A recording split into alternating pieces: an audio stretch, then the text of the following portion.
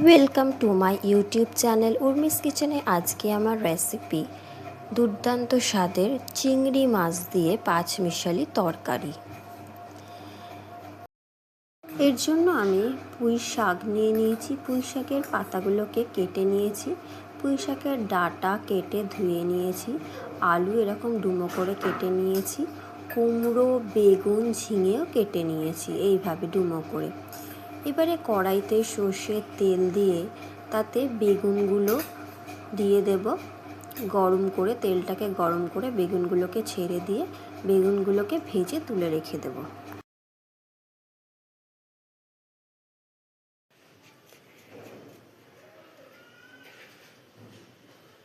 বেগুনগুলো ভেজে নিচ্ছি।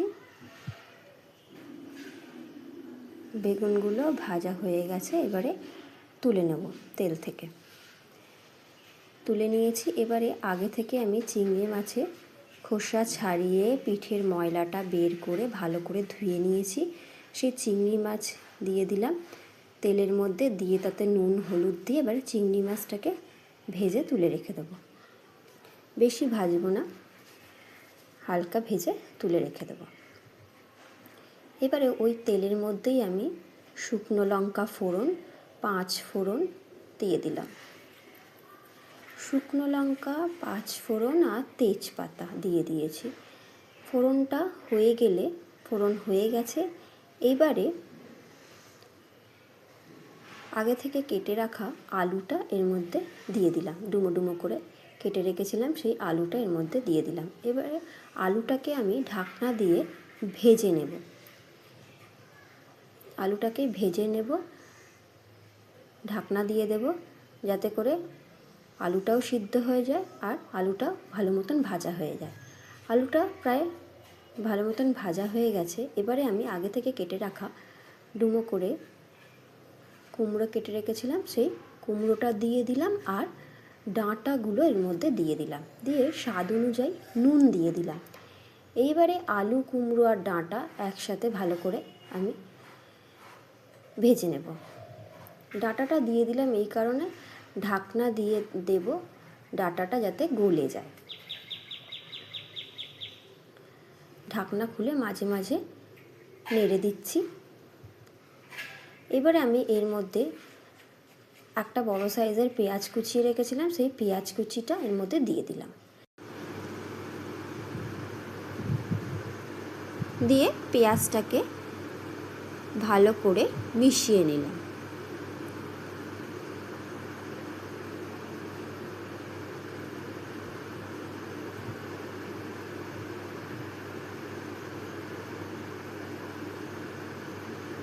এক চামচ আদা বাটা দিয়ে দিলাম।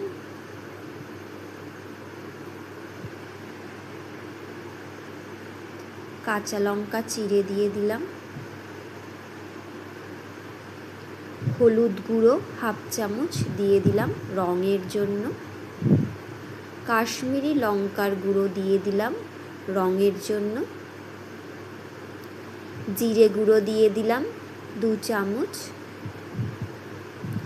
দিয়ে সমস্ত সবজিকে ভালো করে মশলার সাথে মিশিয়ে কষিয়ে নিচ্ছি, যাতে করে সবজিটা কষানো হয়ে যায় এবং এর ভেতর দিয়ে একটা তেল ছেড়ে দেবে ভালো মতন কষানো হলে।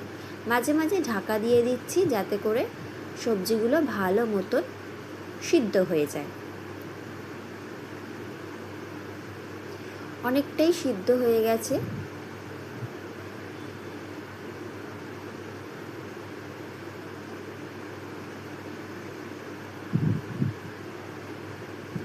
এবারে আগে থেকে কেটে রাখা ঝিঙেগুলো দিয়ে দিলাম।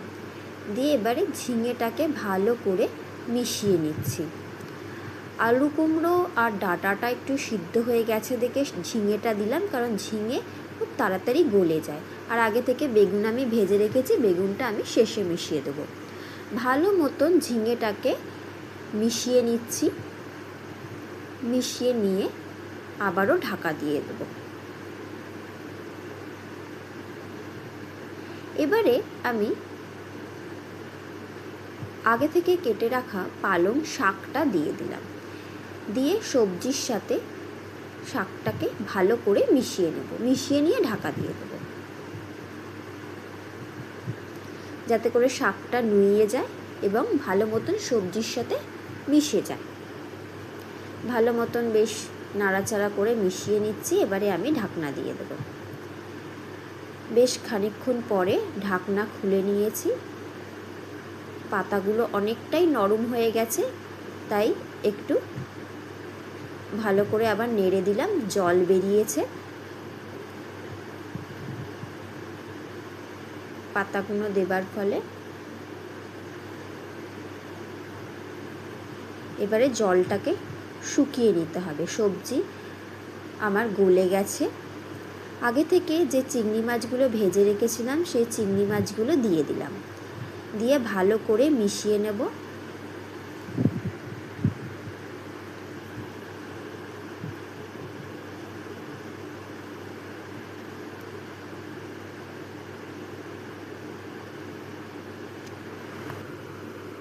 এবারে স্বাদ অনুযায়ী চিনি দিয়ে দিলাম। চিনি দিয়ে চিনিটাকেও ভালো মতন মিশিয়ে নিচ্ছি। চিনিটা গলে গেছে, গলে গিয়ে একটু জল বেরিয়ে গেছে। এবারে ভেজে রাখা বেগুনগুলো শেষে দিয়ে দিচ্ছি। সমস্ত কিছু দেওয়া হয়ে গেছে।